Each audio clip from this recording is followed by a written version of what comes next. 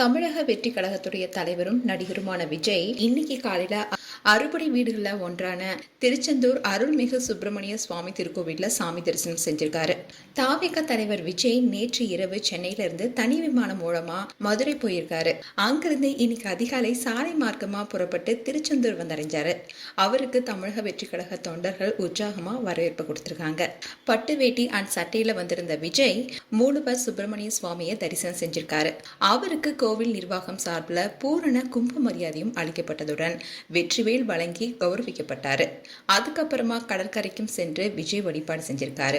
விஜயோடைய வருகையை முன்னிட்டு அதிகாலை முதலே ஆயிரக்கணக்கான ரசிகர்கள் அண்ட் பொதுமக்கள் கோவில் வளாகத்துல திரண்டிருக்காங்க.